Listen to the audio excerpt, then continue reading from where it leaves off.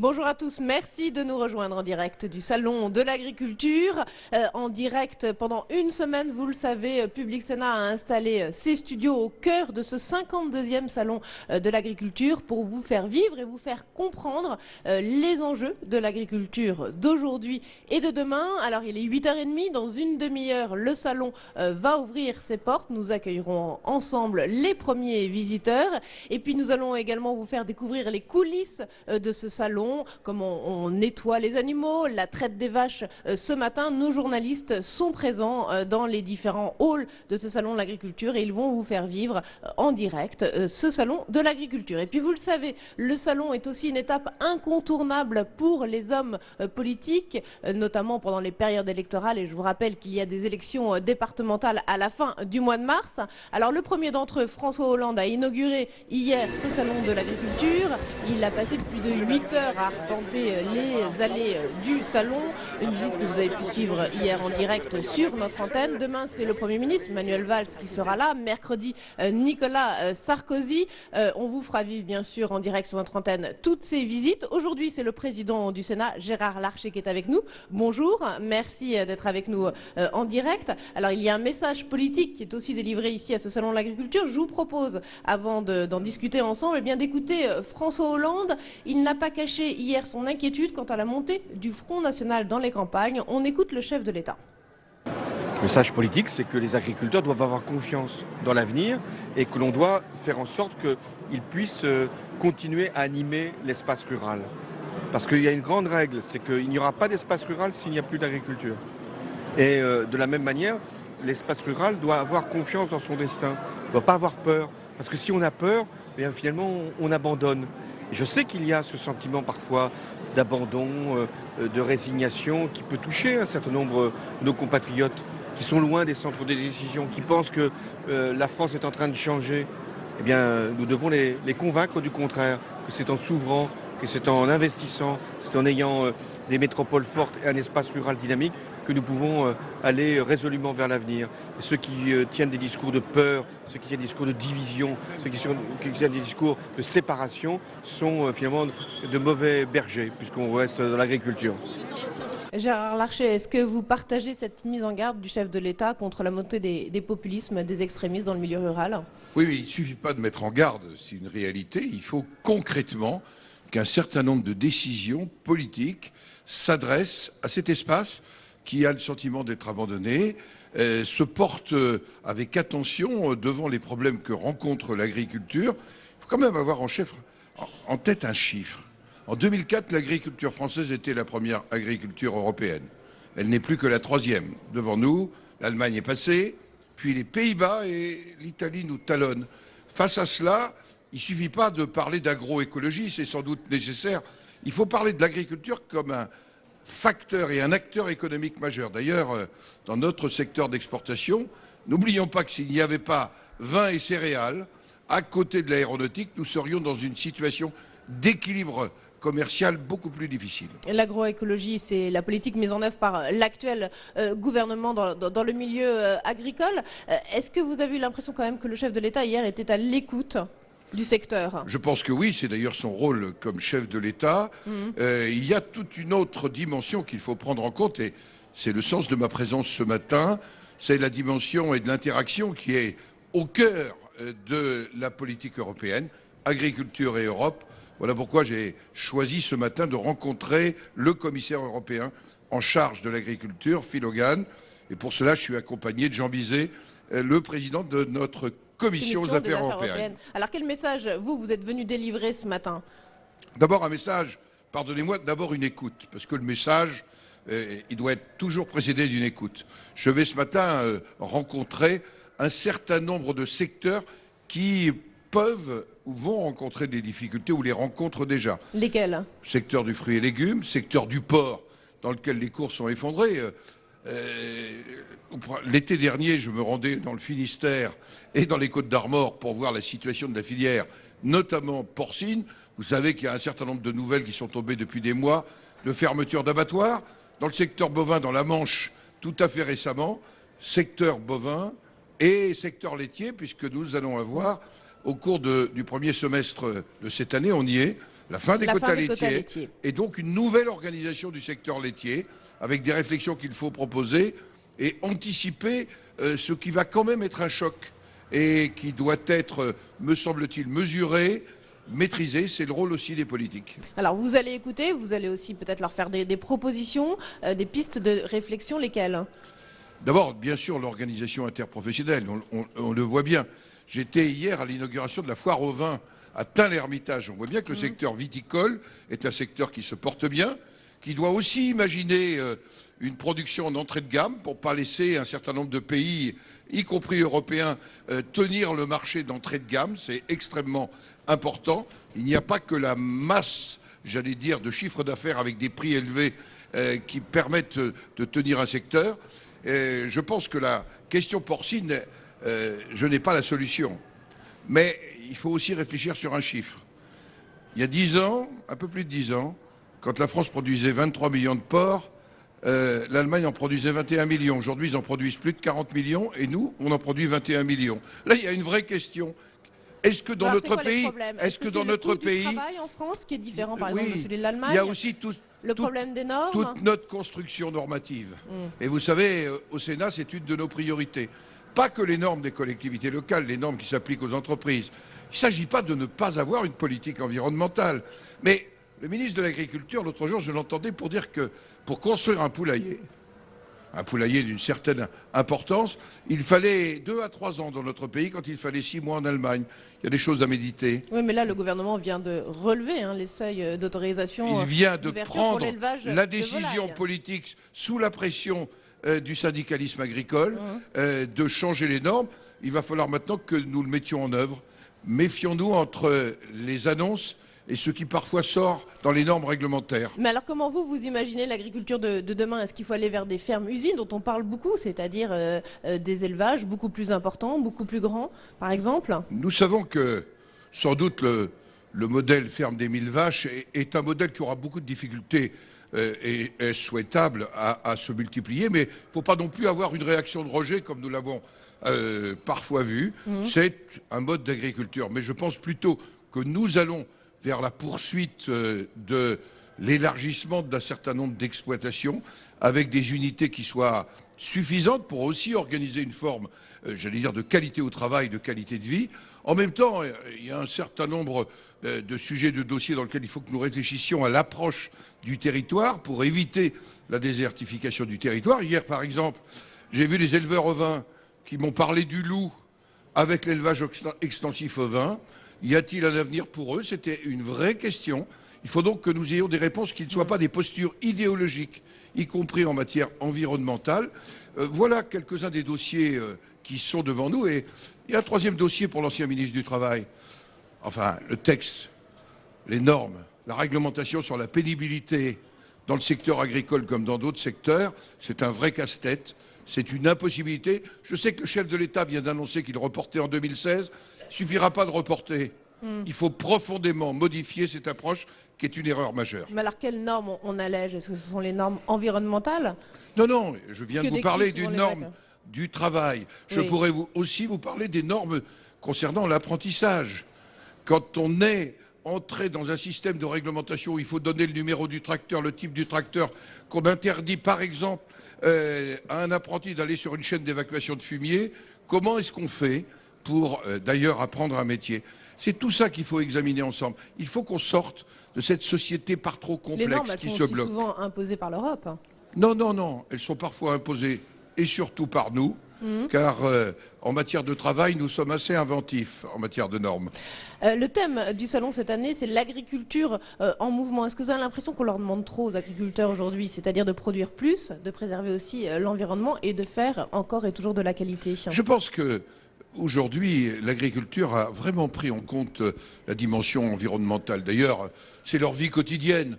Quand vous sortez le matin, y compris à quelques kilomètres de Rambouillet, vous êtes dans un espace à la limite de la forêt et de la plaine de Petite-Beauce et vous vous dites que vous avez une responsabilité environnementale. Et ils l'assument. En même temps, faisons attention à ne pas imposer des décisions idéologiques. Je pense aux produits phytosanitaires. Un certain nombre de décisions sont nécessaires. Encore faut-il avoir les conduites de substitution, les produits de substitution et peut-être avoir des conditions de mise en œuvre. Je pense que l'agroécologie est une des réponses, mais elle ne peut pas être la seule réponse dans la bouche du pouvoir politique. Très bien, écoutez, merci beaucoup Gérard Larcher d'être venu en direct sur notre plateau ce matin. Avant de recevoir nos prochains invités, eh bien, on va rejoindre les allées du salon où se trouve notre journaliste Mickaël Zamès. Mickaël, je crois que vous êtes en compagnie du président de la FNSEA, Xavier Belin. Merci de m'avoir invité. Absolument, on ne peut rien vous cacher, Perrine. Xavier Belin est avec nous. Il va se rendre dans quelques instants dans les allées du salon, après parcourir encore avec d'autres médias. Bref, un calendrier extrêmement chargé, comme chaque année, Xavier Belin. Deux, trois questions quand même très importantes. Tout d'abord, sur ce sentiment où on dit à chaque fois que l'agriculture est un monde en crise. Monde en crise ou pas? Ou c'est une vue de l'esprit ou quelque chose qui rentre dans une certaine idée qu'on se fait chaque année sur ce monde agricole? Il est vrai qu'il y a souvent des crises dans l'agriculture. Ce sont des crises de marché qui ont des causes internationales ou des causes locales. Cette année, c'est particulier. On a des marchés mondiaux très dégradés. On a surtout un embargo russe qui impacte fortement les filières animales, lait, viande, les filières fruits et légumes. Et ça se ressent très durement aujourd'hui puisque la plupart de ces marchés sont complètement effondrés. Mais au-delà de ça, moi, je veux aussi être optimiste. L'agriculture aujourd'hui et plus globalement l'alimentation est un enjeu énorme pour la planète, à la fois parce que, vous le savez, on a une démographie qui va passer à peu près à 9 milliards d'habitants d'ici 2050, que les ressources naturelles ne sont pas... il y aura une fin à tout ça. En tout cas, il faudra être extrêmement économe. Et puis que par ailleurs, on a des enjeux qui s'appellent le réchauffement climatique, qui s'appellent les grands équilibres de nos écosystèmes. Et il faut que dans tout ça, l'agriculture trouve les bonnes réponses. De la performance économique, mais de la performance sociale et environnementale. Ça, au fond, c'est aujourd'hui notre ligne de conduite. Alors, on en parlait à l'instant avec Gérard Larcher, le président du Sénat, et on a entendu le président de la République hier faire un appel un petit peu aux peurs qui peut exister sur le territoire français vers le vote Front National. Et comme on arrive sur des élections départementales très importantes d'ici peu de temps, le Front National serait en tête, et c'est également en tête sur les territoires ruraux et auprès des agriculteurs. C'est quelque chose qui vous inquiète ? Oui, ça nous préoccupe. Ça traduit probablement un double sentiment. D'abord un sentiment d'isolement et la loi, ou les lois successives, notamment sur la réforme territoriale, sur les nouvelles compétences qui vont être octroyées et aux régions et aux métropoles, inquiètent les ruraux. Ils ont un peu le sentiment qu'eux pourraient passer à côté d'un certain nombre d'avancées, de progrès.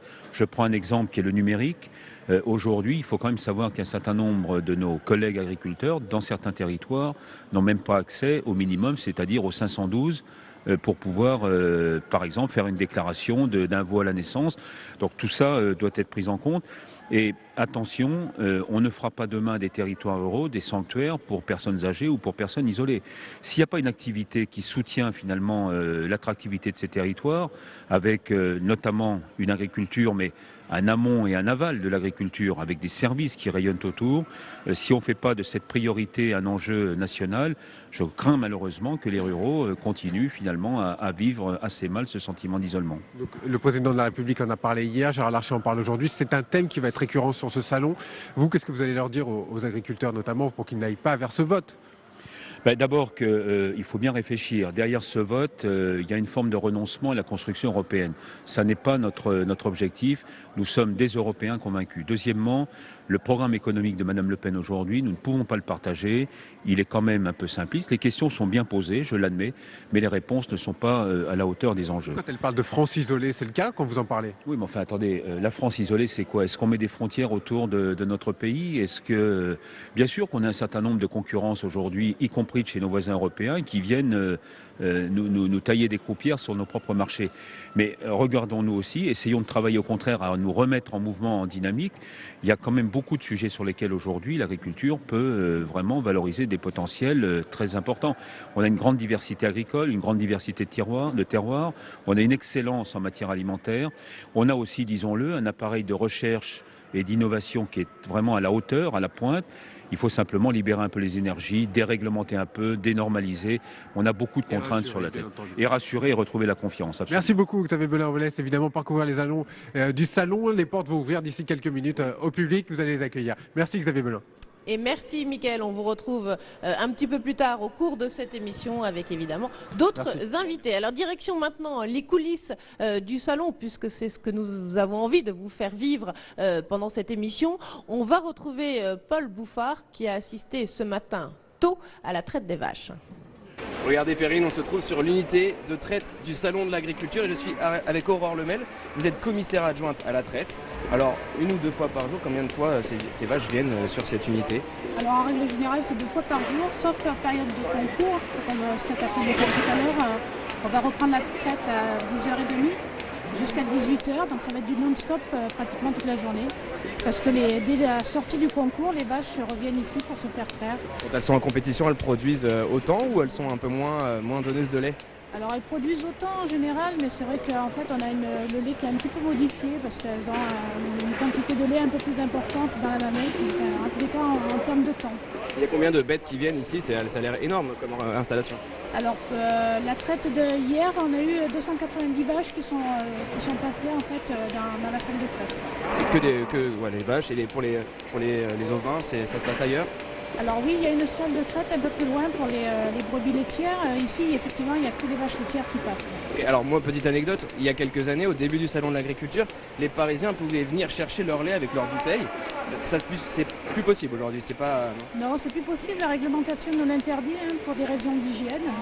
Donc le lait est quand même contrôlé, une laiterie vient le chercher, mais on ne peut plus le distribuer en fait aux visiteurs pour différentes raisons. Il faudrait en fait le stériliser, il faudrait mettre en place un système un peu plus compliqué.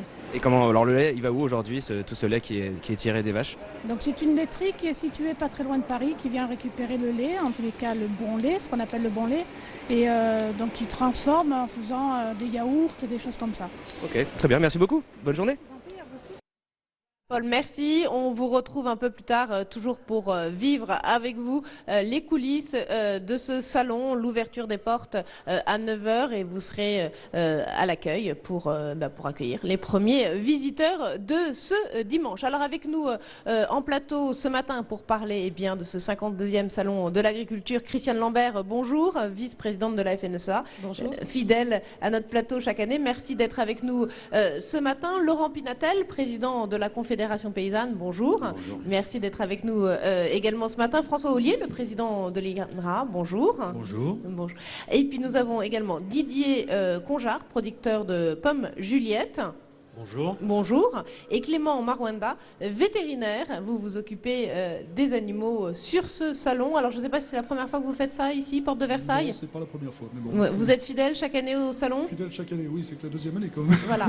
Les principales difficultés rencontrées par les bêtes ici? Ça dépend de la période dans le salon. Principalement, au démarrage du salon, ça va être les petits pépins de transport, donc le stress, boiterie. Un arrêt de la rumination chez les vaches. La rumination, c'est quand même le signe de confort absolu de la vache au fond de sa logette. Donc on leur donne des petits médicaments pour se détendre? On leur donne pas spécialement de médicaments du tout pour se détendre, soit étant passant. La meilleure des détentes, c'est plutôt un bon environnement. Donc c'est surtout ça qui est important. Mais est-ce que le salon est un bon environnement?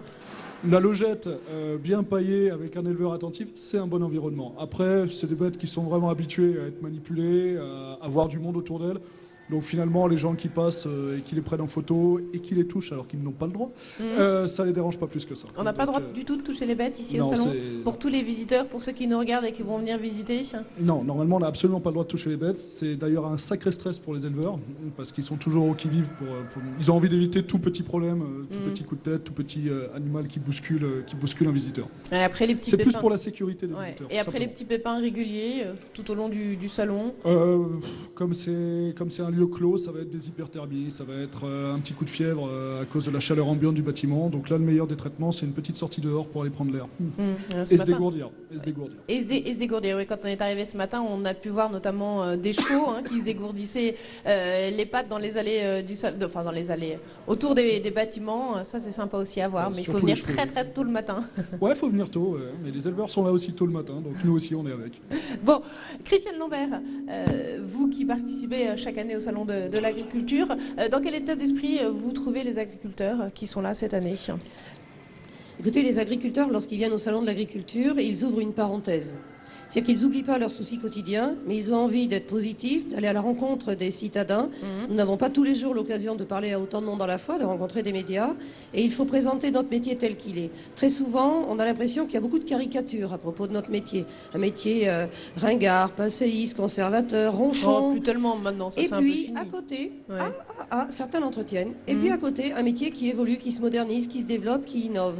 Et en réalité, dans chaque agriculteur, Mais il sans y a, tomber dans l'excès bien inverse non sûr, plus, et en une voulant envie. montrer une trop belle vitrine. Non, mais l'agriculture, qu'est-ce que c'est aujourd'hui? L'agriculture, c'est une agriculture qui a beaucoup évolué, qui s'est modernisée. Nous utilisons des bâtiments plus modernes, des installations sophistiquées, nous avons recours au numérique.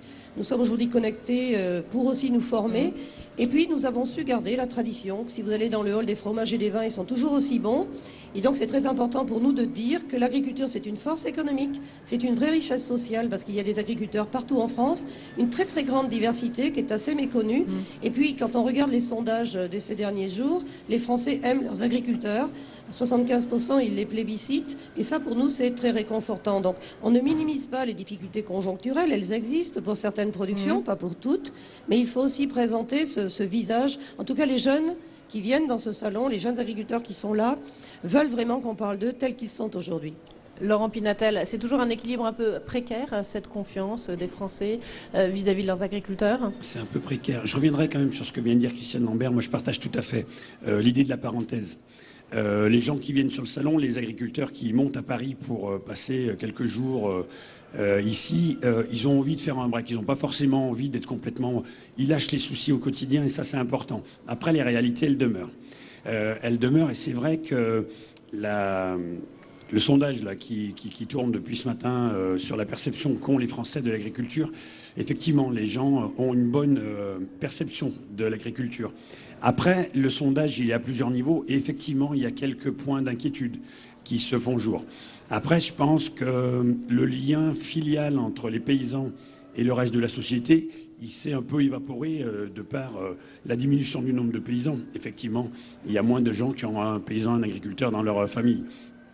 Et je pense que l'évolution des technologies, l'évolution de tout un tas de choses autour de l'agriculture font qu'il y a une moindre compréhension des gens.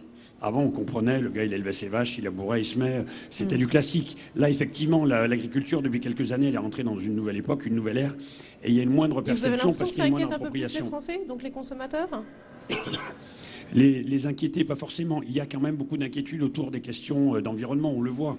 Il y a d'ailleurs tout un tas de politiques qui sont quand même assez zélées en termes de transposition des normes environnementales, parce qu'il y a une attente aussi des Français. Après, il faut faire beaucoup de pédagogie, il faut expliquer. Il faut aussi expliquer peut-être que depuis les années 60, les agriculteurs sont poussés dans un système vers lequel il faut produire toujours plus. On entend parler du produire mieux depuis quelques années. Avant, c'était quand même le produire plus. Et il y a beaucoup de paysans qui se sont enfermés dans des systèmes et qui sont aujourd'hui victimes de systèmes dans lesquels on les a enfermés, quoi. Alors, on va faire un petit tour par les allées du salon et puis on reprend cette discussion après en plateau. On va rejoindre à nouveau Paul Bouffard. Alors, il est autour du vache washing. C'est ça, c'est l'endroit où on nettoie les vaches. Regardez Perrine, on m'a recruté. Je lave les vaches au salon de l'agriculture. Voilà, et je suis avec son éleveur. Bonjour. Bonjour. Alors quelle race c'est? C'est des Gascona, une race qui vient des Pyrénées. D'accord, et vous êtes venu avec une seule vache? Vous avez plusieurs bêtes sur le salon? Non, que cette vache. Très bien. Et expliquez-nous un peu cette race, elle est plutôt pour la montagne? Oui, c'est une race qui est pratique active en été. Très bien. Et très bien. Bon ben voilà Perrine, regardez, on va continuer de faire la douche de cette vache et elle va se faire belle pour se présenter aux Parisiens. Voilà, elle sera toute belle quand le salon va ouvrir ses portes à 9h pétantes et on sera aux portes justement pour accueillir les visiteurs.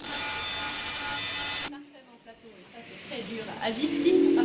François Osier, l'agriculture en mouvement, c'est le thème du salon. Cette année, il y a un défi alimentaire à relever, il y a un défi climatique aussi à relever. Vous êtes président de l'INRA. Quels sont les principaux axes de recherche aujourd'hui ? Alors d'abord, effectivement, il y a des défis importants à relever, ceux que vous avez mentionnés.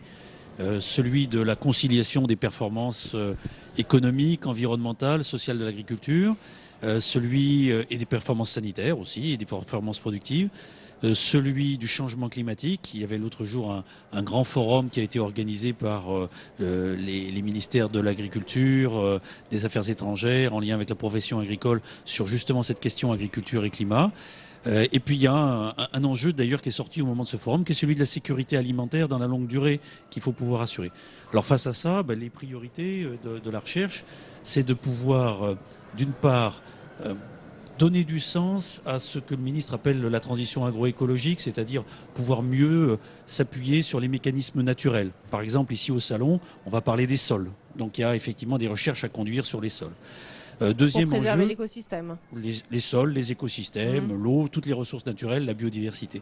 Deuxième grand enjeu ou deuxième grande priorité qu'il faut pouvoir traiter, c'est trouver effectivement des alternatives à un certain nombre de produits ou d'intrants de synthèse.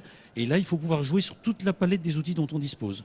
Aussi bien le biocontrôle, qui est une manière d'utiliser d'une certaine façon la nature pour avoir des solutions alternatives, que la génétique et les technologies pour avoir par exemple demain des variétés végétales ou des animaux qui soient plus robustes, plus tolérants au stress climatique, au stress thermique. Troisième type de priorité, on voit bien que le numérique est aujourd'hui en train d'envahir l'ensemble de notre société. Et il faut pouvoir utiliser ces outils numériques pour faire de l'agriculture plus précise, de l'agriculture plus efficace. Et donc il y a troisième type de grande action qu'on peut avoir en matière de recherche et d'innovation. J'ajouterais peut-être un point, c'est que la recherche est évidemment essentielle. Et hier, on a accueilli le président de la République sur notre stand, les différents organismes de recherche, INRA, CIRAD, IRSTEA. Et donc, il nous a passé un message de confiance en la matière. Mais il faut donc de la recherche, je crois qu'il l'a bien dit. Il faut de la recherche et de l'innovation, c'est-à-dire de pouvoir travailler avec l'ensemble des acteurs, que ce soit les acteurs du monde agricole ou les acteurs de l'entreprise, parce qu'il y a des choses à développer dans ce domaine. Et c'est dur encore, les relations entre le monde agricole, la recherche. Alors c'est vrai que souvent les Français sont un petit peu méfiants quand on parle de recherche dans le secteur agricole, parce que c'est un petit peu viscéral. On est attaché à notre agriculture telle qu'on l'imagine, très, très traditionnelle. Non, je crois que nous avons des relations assez fortes avec l'ensemble des acteurs du monde agricole. Il est important de continuer à les développer. Nous avons beaucoup d'instruments qui nous permettent de collaborer avec les instituts techniques, avec les chambres d'agriculture, avec aussi des entreprises qui se créent dans ce domaine. Donc oui, les choses se passent, je trouve, de mieux en mieux de ce point de vue. Oui. Didier Conjard, vous êtes producteur de pommes bio, pommes Juliette, ça s'appelle, c'est dans la Drôme. L'innovation, ça c'est un défi important pour vous aussi à relever. Comment vous travaillez, comment vous introduisez l'innovation dans votre production? Oui, bien sûr, l'innovation, elle est au cœur de notre métier, parce que les vieilles variétés étaient conçues pour un système de production qui aujourd'hui est un petit peu dépassé. Donc on est à la recherche, nous, d'innovation pour pouvoir faire de l'agriculture bio et notamment produire des fruits. Pour produire des fruits qui soient exempts de traitements insecticides ou fongiques, il faut avoir des variétés qui sont adaptées. Et c'est tout le travail donc des instituts techniques aujourd'hui, de l'INRA, du CTFL, de nous permettre de trouver des variétés. Mais ça ne se fait pas en un jour. Donc aujourd'hui, pour être producteur et pour avoir une viabilité économique, il faut, c'est du long terme. Il faut introduire cette dimension de recherche, cette dimension d'innovation technologique, c'est important. Oui, tout à fait. Ouais. Est-ce que vous avez le sentiment qu'en tant qu'agriculteur, vous êtes suffisamment armé justement, est-ce que vous êtes suffisamment formé tout simplement pour ces innovations technologiques? Moi je profite un peu de cette tribune pour dire aujourd'hui la détresse un petit peu du monde agricole et plus particulièrement des producteurs de fruits et légumes, parce que aujourd'hui la grande difficulté c'est la main-d'œuvre. On est des chefs d'entreprise. On a eu depuis une dizaine d'années une augmentation considérable du coût de la main-d'œuvre. Alors, on a malheureusement décliné des offres de marché. On ne peut plus aller sur certains marchés parce qu'on est trop cher.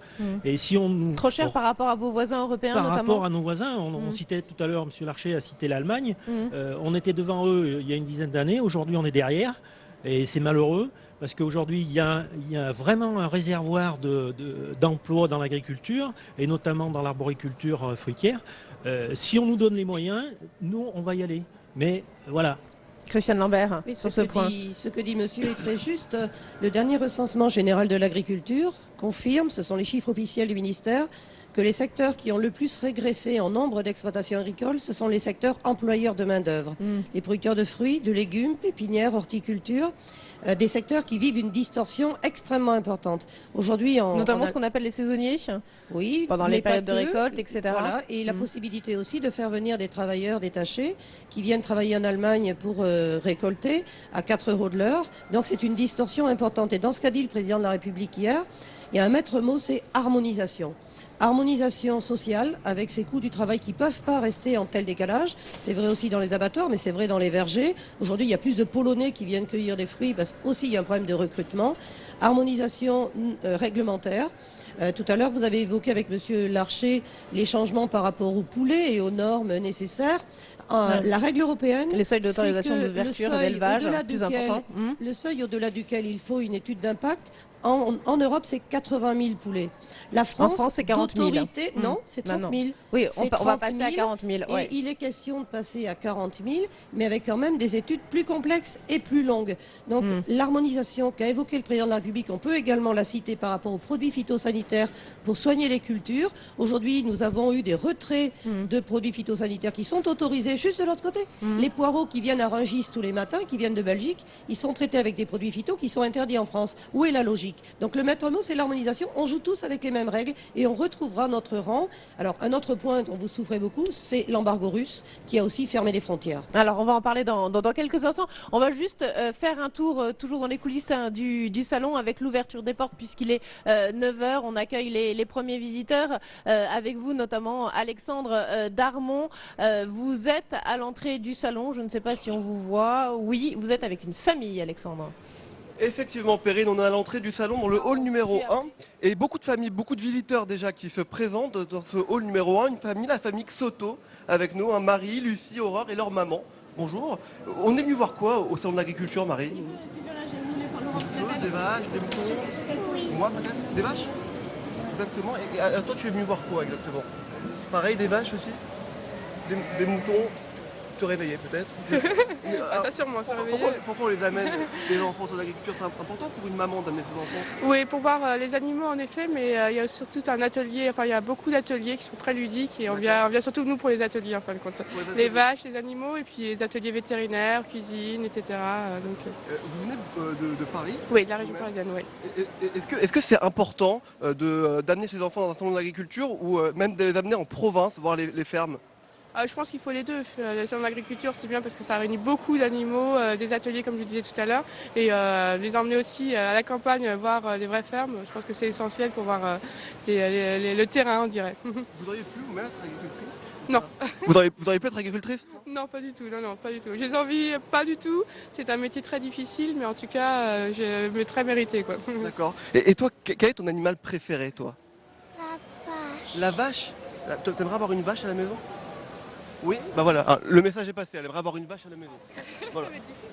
Essaye d'en prendre une ici, tu verras bien. Voilà Perrine, beaucoup de monde et beaucoup de visiteurs. Vraiment, pour pas faire de jeu de mots, un troupeau derrière moi qui arrive. Un troupeau derrière vous, faites gaffe de ne pas vous faire écraser. Alors, Alexandre, on vous retrouve tout à l'heure dans les allées du salon. Et effectivement, bien, on vous encourage cette année encore à venir nombreux au salon de l'agriculture pour découvrir effectivement non seulement des stands animés et puis également tous les animaux. Alors maintenant, on continue un peu dans les allées du salon et puis on retrouvera après nos invités. Michael Zamès est avec un chef parce qu'ici, on peut également venir déguster beaucoup de produits, Michael. Exactement, on va commencer à se préparer au salon parce qu'il va y avoir beaucoup de monde, c'est dimanche et c'est l'heure évidemment aussi de préparer à manger. Vous voyez, nous sommes en Auvergne, je vous amène en Auvergne avec la préparation, avec des jeunes chefs qui sont en train de préparer à manger et le chef Furet qu'on va aller voir.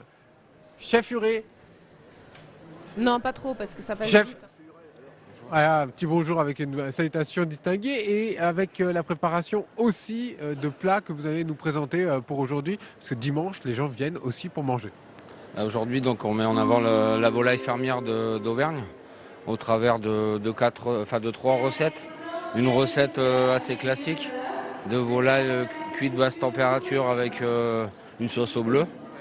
C'est ce que les jeunes chefs sont en train de préparer. Non, là, sur les deux recettes un peu plus récréative. Donc là, on a un petit nem de poulet. Et Mathilde, de l'autre côté, a préparé un petit cake de volaille fermière. Vous nous emmenez voir Mathilde Voilà, ouais. pour nous préparer. Alors on va aller voir ce cake de volaille qui est en train de se préparer, qui est en train de cuire. Alors chef, montrez-nous tout ça. Voilà Benoît, si vous voulez bien vous approcher aussi. Qu'est-ce qu'on a ? Bon, là, Mathilde nous a préparé un petit cake de volaille au tandoori. Voilà. Donc le produit classique de l'Auvergne, la volaille fermière. Nous travailler de manière un peu plus originale avec des épices et aussi des légumes. Alors chef, les gens vont commencer à arriver, on les voit ici déjà, ils s'installent, ils regardent. L'interaction qu'il va y avoir avec le public, c'est quoi? Ils vont vous poser des questions, vous avez l'habitude, vous allez aussi devoir répondre, et puis ils vont goûter bien évidemment. Eh ben nous, les encadrants, on est là aussi pour répondre aux questions, et puis on a les 2 élèves qui concourent. Hein. Le public va pouvoir goûter les 2 recettes. Et à l'issue de Ils vont voter. Eh ben voilà, complètement. Et à l'issue de la dégustation, ils vont pouvoir choisir la recette qui leur plaît le mieux, quoi. Voilà. Et Clotilde, pendant ce temps, assurera la promotion des vins d'Auvergne également. Et ben, c'est important, à manger et à boire au Salon de l'Agriculture. Merci beaucoup, chef Furet. Et puis, on va essayer de se promener encore un petit peu dans les allées du salon. Vous voyez ici, on vous propose de la charcuterie de montagne. Il y a aussi les bonbons, les fameux bonbons de Montélimar et tout ce qu'on peut trouver, évidemment, au Salon de l'Agriculture, à boire, à manger. Et puis, on va aller voir les vaches un petit peu après.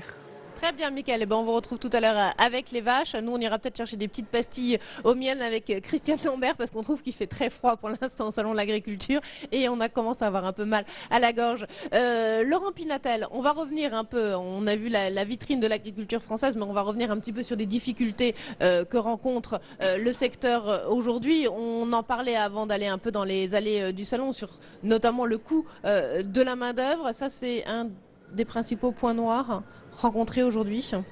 Le coût de la main-d'œuvre, oui et non, parce qu'on ne peut pas non plus revendiquer, pour avoir un revenu, d'avoir des salariés sous-payés.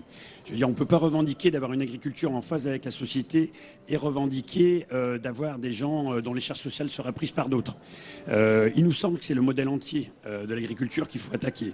On parle de l'embargo russe, qui est un vrai problème, l'embargo russe. On parle de la concurrence sur les marchés mondiaux, qui est un vrai problème, cette concurrence-là. Expliquez-nous pourquoi c'est un vrai problème, l'embargo russe. C'est un vrai pour problème les téléspectateurs qui nous regardent. C'est un vrai problème parce qu'aujourd'hui, il y a des marchés qui étaient des débouchés pour l'agriculture française et européenne qui se sont fermés.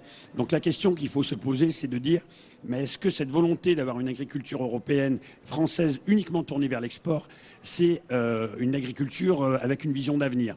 Est-ce qu'il n'y a pas des marchés locaux qu'on pourrait satisfaire? La France importe beaucoup. Ils se développent, hein, les circuits courts. Oui, mais pas forcément de circuits courts. Ça peut être de la filière longue. Il y a énormément de produits qui sont aujourd'hui importés. Par exemple, la France n'est pas autosuffisante en volaille. Et il y a tout un tas de produits comme ça. Est-ce qu'il ne faudrait pas réorienter notre agriculture à l'échelle européenne vers des marchés intérieurs solvables, plutôt que d'aller sur des marchés d'export illusoires? On nous dit par exemple que le marché américain, avec le TAFTA, ça serait bien de signer le TAFTA, on pourrait envoyer des produits laitiers aux États-Unis. Aujourd'hui, les fromages qui sont envoyés aux États-Unis, on en envoie autant au Luxembourg. Les États-Unis et le Luxembourg. Je veux dire, il y a une espèce de fantasme absolu de l'export qui fait qu'au final, on détruit les paysans. Parce que la finalité, elle est là, quoi. On est paysan pourquoi? Pour être nombreux. Enfin, moi, je le vois comme ça, mon métier. À la Confédération paysanne, on a cette ambition-là d'avoir une agriculture avec des paysans nombreux. Et cette course effrénée à la concurrence mondiale, cette course effrénée au marché d'export, à la compétitivité, à l'abaissement des normes, à l'harmonisation des normes, elle se fait toujours au détriment des paysans. Il faudrait vivre en vase clos? Il ne faudrait pas vivre en vase clos, il faudrait simplement satisfaire déjà les marchés locaux. Une agriculture relocalisée, tournée vers des produits de qualité et subventionnée en tant que telle, parce que la PAC, il y a quand même de l'argent qui est alloué à l'agriculture. En redistribuant les crédits de la PAC, on peut avoir une agriculture différente. Christian Lambert. Écoutez, hier, le président de la République a dit, et je l'ai entendu puisque nous étions à la même réunion à M. Pinatel, que le discours qui consiste à dire qu'il ne faut plus exporter, c'est un discours dépassé, c'est un discours du passé. Je vais vous le redire et je vais expliquer pourquoi. Oui, mais c'est son choix. C'est son choix, il peut dire ce qu'il veut. Je veux dire, ça ne m'empêche pas de penser ce que je veux. Bien sûr, mais ne m'empêchez pas de parler. Alors, Christian Lambert. Pourquoi ne sommes-nous pas autosuffisants en volaille? Parce que l'Allemagne a fait le choix de développer des poulaillers très grands, plus importants que les nôtres, qui sont très compétitifs en prix. Et qu'est-ce qu'achètent aujourd'hui les cantines françaises? Elles achètent des poulets allemands pas chers. Ce qu'il faut dire aussi, c'est qu'aujourd'hui, la France exporte 60% des céréales qu'elle produit vers l'extérieur. Nous sommes autosuffisants en céréales, nous avons des blés fourragés, des blés meuniers, toute la panoplie de blés dont nous avons besoin. Mais sur le bassin méditerranéen, Algérie, Maroc, Tunisie, Égypte, qui sont des gros acheteurs de blé, c'est la France qui est le client privilégié. Gardons ces possibilités. En viande bovine, aujourd'hui, le bassin méditerranéen, encore lui, en ajoutant le Liban, l'Israël, achète des vaches, des animaux pour les manger, mais aussi de la génétique bovine. Donc l'exportation est une vraie chance. Par contre, il faut aussi satisfaire, mais nous savons le faire, la production bio augmente, la consommation bio, les marchés locaux augmentent, mais nous savons tout faire. Donc pas d'opposition, il y a place pour tous les débouchés. Alors c'est vrai que le bio se porte un peu mieux, hein, Didier Conjard. Oui. La production bio, oui, se porte un petit peu mieux, mais c'est vrai qu'il faut aussi la soutenir parce que il ne faut pas opposer la petite agriculture et dire il y a une agriculture exportatrice. Si on exporte des produits qui sont de qualité, on a une rentabilité au niveau de nos exploitations. Et pour faire ces produits de qualité, ça demande plus d'efforts au niveau de la production. L'agriculture bio, c'est une augmentation de la main-d'œuvre au niveau des exploitations. C'est plus 30% de main-d'œuvre sur les exploitations bio. C'est aussi des rendements un peu moindres. Donc on a des difficultés si on ne peut pas vendre nos produits un petit peu plus cher. Et c'est aller vers ces marchés à l'export, mais qui ne sont pas des marchés de bas de gamme, c'est des marchés de haut de gamme. Aujourd'hui, la pomme Juliette, on l'exporte aussi en Asie. Et on est sur du marché de haut de gamme qui nous permettent d'avoir des structures qui peuvent proposer un produit intéressant aussi au niveau français. Oui, François Ollier, comment l'INRA accompagne alors ces développements justement sur le haut de gamme? Je crois que pour que dans la longue durée, il y ait effectivement l'ensemble des filières, l'ensemble des modèles d'agriculture qui soient performants, il faut que la recherche soit effectivement présente. Vous prenez le cas, tout à l'heure on parlait du bio et des variétés qui soient résistantes ou tolérantes à un certain nombre de maladies. Produire des variétés comme ça en espèces fruitières, c'est 10, 20, 30, 40 ans. Et donc il faut effectivement, on le fait déjà, il faut continuer à le faire dans la longue durée. Et on ne peut pas le faire tout seul, il faut le faire avec les centres techniques, il faut le faire avec le monde agricole. Donc moi, le point sur lequel je voudrais insister, c'est le devoir pour nous, en tant qu'établissement de recherche public, d'explorer la diversité des techniques, la diversité des technologies, la diversité des outils, la diversité des modèles agricoles qui sont possibles. Il faut que nous puissions faire cela. Il y a encore des freins aujourd'hui? Non, je crois qu'il faut pouvoir regarder tous ces sujets-là. Moi, j'ai plutôt entendu des messages positifs pendant ce salon. Il faut qu'on puisse à la fois travailler pour l'agriculture biologique. L'INRA est aujourd'hui un réel acteur en matière de recherche dans ce domaine. Il faut aussi qu'on puisse regarder l'ensemble des technologies, des biotechnologies, du numérique. Il faut qu'on puisse regarder l'ensemble de ces sujets-là et qu'on puisse le faire en toute confiance et en toute relation avec l'ensemble des partenaires. Et je crois qu'à ce prix-là, on a une capacité réellement à libérer des formes d'énergie positives pour l'ensemble de la profession dans la diversité de ces modèles agricoles. Christian Lambert. Deux éléments pour illustrer l'importance de la recherche française et du travail qu'a fait l'INRA. Premièrement, nous avons aujourd'hui des variétés plus résistantes qui nous permettent d'avoir des meilleurs rendements avec moins d'engrais et moins de produits phytosanitaires. C'est une réalité, mais c'est grâce à la recherche et à la génétique. Le décryptage du génome du blé nous a beaucoup avantagés. Et deuxième élément, la France est le premier pays exportateur de semences. Nous sommes reconnus au plan international et les semences françaises sont courues, y compris en génétique bovine, d'ailleurs pas qu'en semences variétales, végétales. Et ça, ce sont des vrais atouts de l'agriculture française. Grâce aux instituts techniques, grâce aussi au partenariat INRA-CIRAD, puisqu'aujourd'hui, les éléments du réchauffement climatique qui nous amènent à travailler dans des conditions et c'est là où la extrêmes recherche va être primordiale, sont effectivement. par le CIRAD qui travaille avec les pays du Sud. Ouais, le défi climatique, c'est aussi un vrai défi pour l'INRA. Ah bah ça, le défi climatique, on est venu au salon, on a anglais notre stand sur agriculture et climat. Et sur agriculture et climat, je crois que ce qu'il faut avoir en tête, c'est qu'il faut travailler sur les questions d'atténuation, parce que l'agriculture peut être une contributrice positive à l'atténuation du changement climatique. On a des travaux sur comment alimenter les animaux de telle manière qu'ils émettent moins de méthane, par exemple. Il faut travailler aussi sur l'adaptation pour imaginer des systèmes. On a sur le stand quelqu'un qui nous présente des jus de fruits qui sont moins chargés en sucre, qui sont gustativement agréables et qui sont faits avec des variétés qui sont résistantes aux maladies. Bon, bah, donc, de certaine manière, il faut pouvoir s'adapter, il faut pouvoir atténuer, il faut regarder cette question du changement climatique de façon très, très active. Laurent Pinatel. Oui, 2 mots sur la recherche. Évidemment, sans recherche, il ne peut pas y avoir l'agriculture. Et nous, on croit à la Confédération paysanne beaucoup au triptyque recherche, enseignement, installation. Si la recherche permet des avancées technologiques de variétés résistantes, enfin, ça a été dit. Moi, j'ai eu la chance, au début de mon installation, de croiser la route du réseau Semences Paysannes Rhône-Alpes. Et on avait travaillé en collaboration avec l'INRA pour faire ressortir des variétés anciennes, résistantes à certaines maladies et adaptées à certains terroirs. On est nombreux, moi, dans ma région, à utiliser du rouge de Bordeaux, par exemple, en blé de variété ancienne, qui est adapté à nos sols, qui ne sont pas des blés qui vont pouvoir faire des rendements importants, mais qui sont adaptés à une région. Donc la recherche est importante dans ce sens-là. Il faut aussi que la recherche puisse produire des bases de données, du grain à moudre à l'enseignement agricole pour réorienter le modèle agricole. Ça, c'est une évidence, pour pouvoir installer des jeunes dans des systèmes différents. Est-ce qu'il faut poursuivre aussi la recherche en matière d'OGM? C'est ce qu'a souhaité François Hollande, hein, il l'a redit cette semaine. La finalité, c'est de dire pourquoi et pour qui. Les OGM, ils vont profiter à qui? On sait qu'ils vont profiter avant tout aux multinationales semencières. Et pourquoi faire?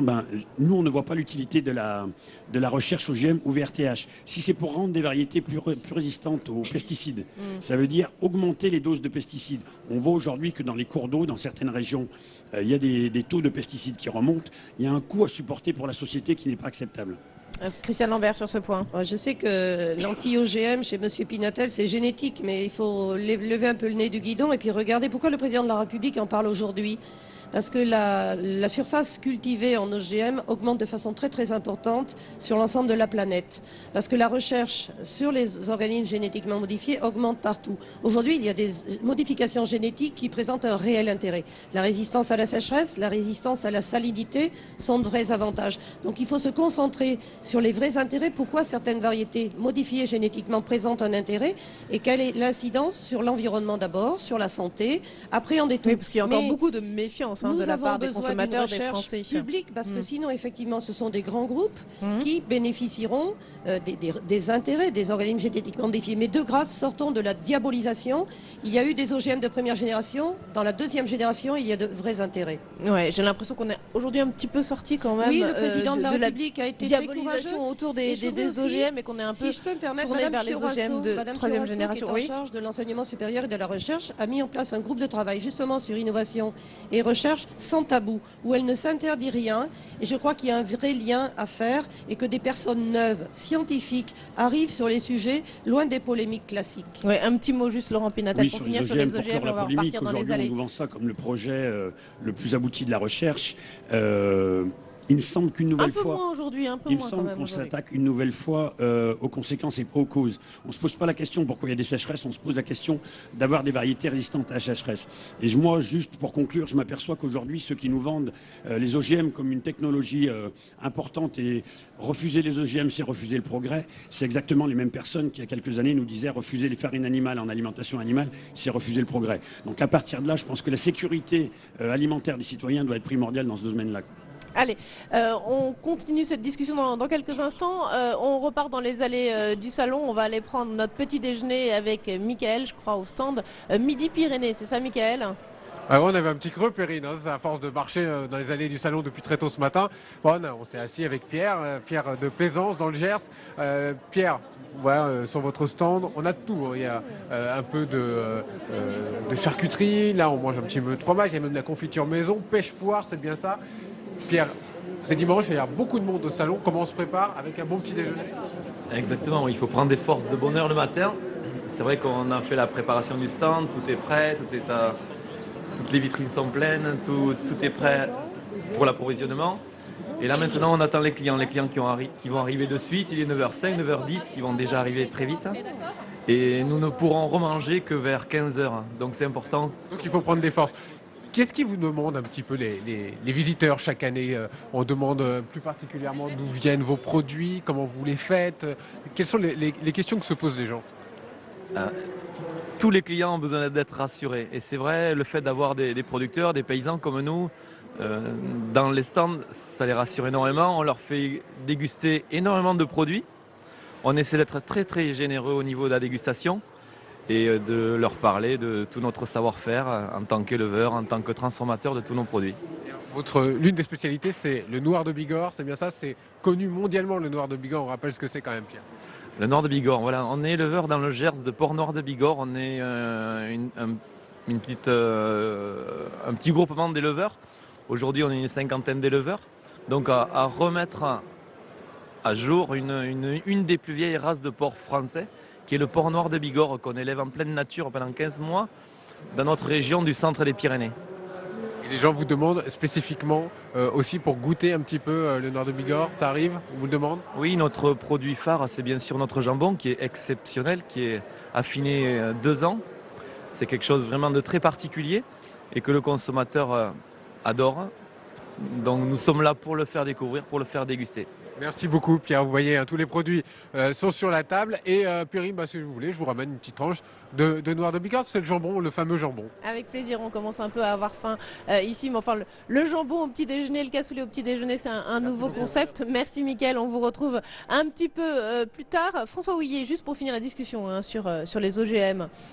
Oui, mais les OGM ne sont certainement pas la solution. Par contre, ce que j'ai observé avec intérêt, c'est que dans le nouveau plan Ecophyto dont on parle aujourd'hui, on a bien effectivement identifié le levier génétique comme un levier intéressant pour pouvoir réduire l'usage de pesticides, de fongicides. Le plan présenté par le ministre de l'Agriculture en fin de semaine dernière. De l'Agriculture.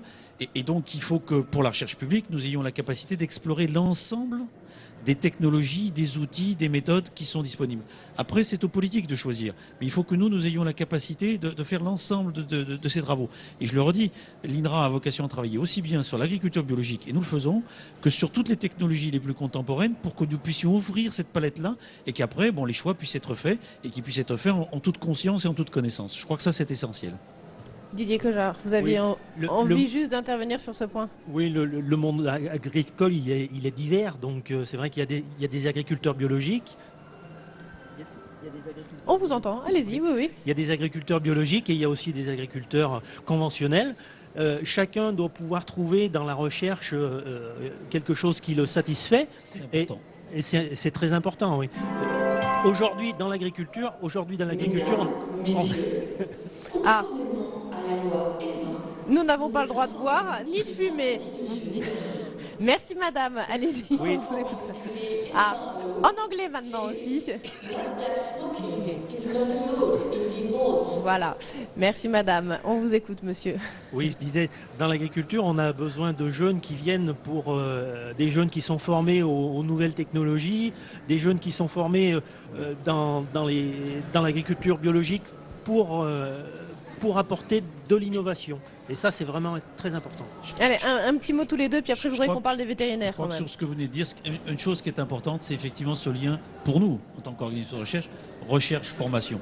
C'est effectivement un point essentiel. Il faut que ce que nous produisons dans la recherche puisse être transféré dans l'enseignement supérieur agricole, et on a des partenariats très forts avec les écoles d'agronomie et les écoles vétérinaires.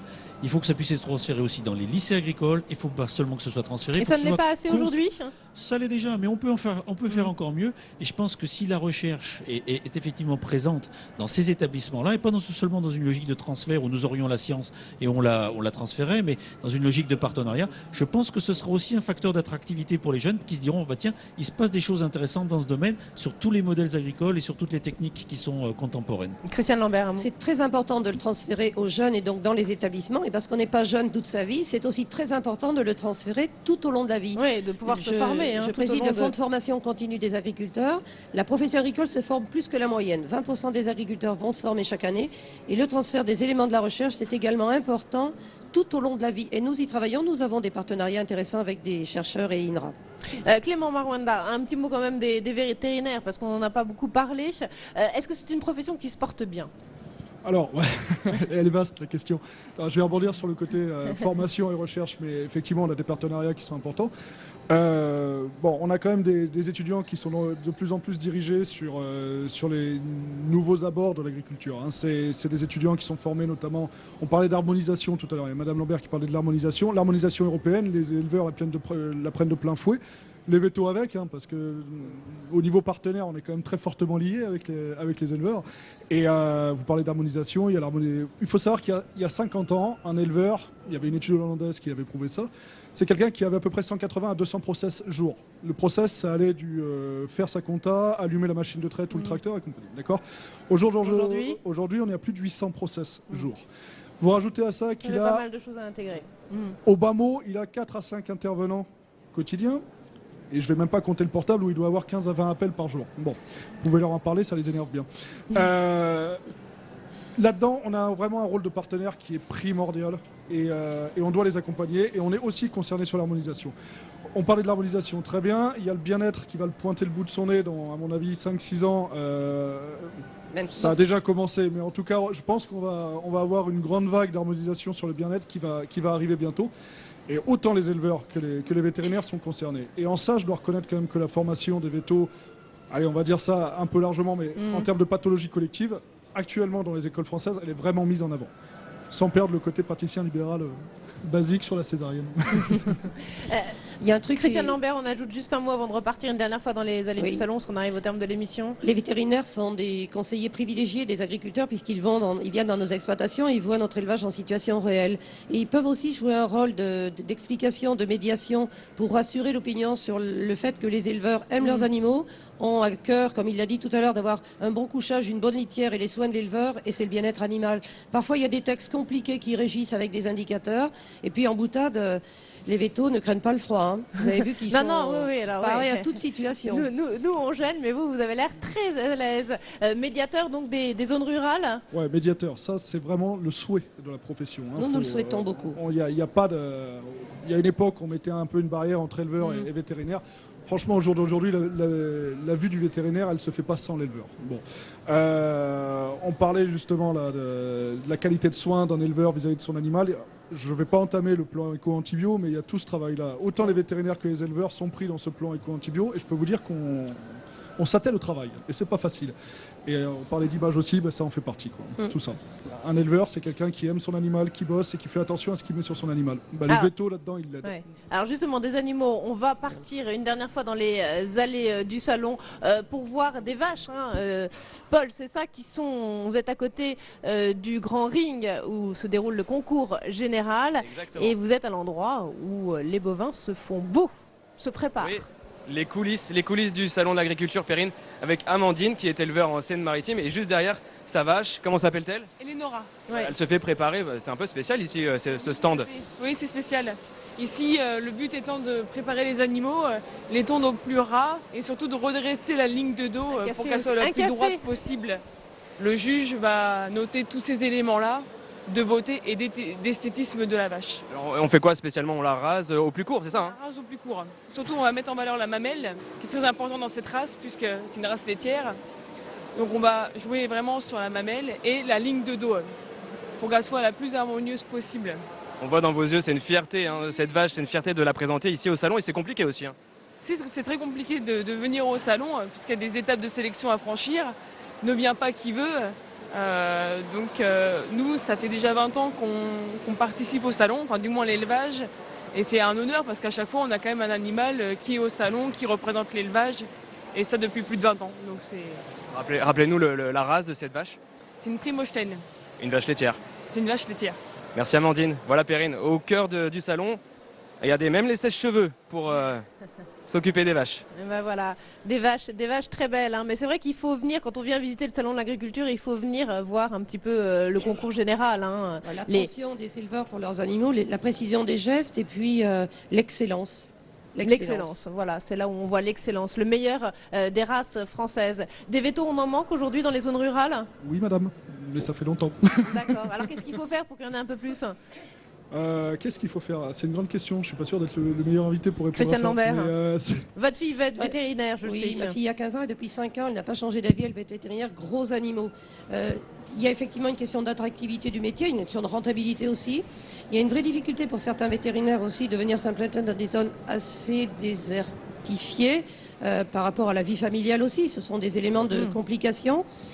Allez-y, monsieur. Non, là-dessus, oui, effectivement. Alors, je suis un grand partisan de la féminisation de la profession vétérinaire. Je vous le dis tout de suite. J'ai encadré pendant 4 ans des étudiants à l'école Veto. Par contre, effectivement, Bon, c'est pas un mais c'est juste pour dire qu'effectivement, une vie de famille, il faut quand même l'avoir. Et c'est ce qui est le plus important. Et on ne peut pas reprocher à des jeunes femmes qui sortent avec ce diplôme-là d'aller chercher des postes, effectivement, où on peut adapter. Par contre, ça nécessite donc plus de présence, plus de monde. Limiter les zones de désertification, ça c'est facile à dire, mais c'est exactement les mêmes problèmes que chez les médecins. Donc, et puis il y a un autre élément qui est très important, c'est qu'aujourd'hui les vétérinaires travaillent en cabinet avec plusieurs vétérinaires. Avant c'était un vétérinaire tout seul qui allait partout comme les médecins à l'ancienne.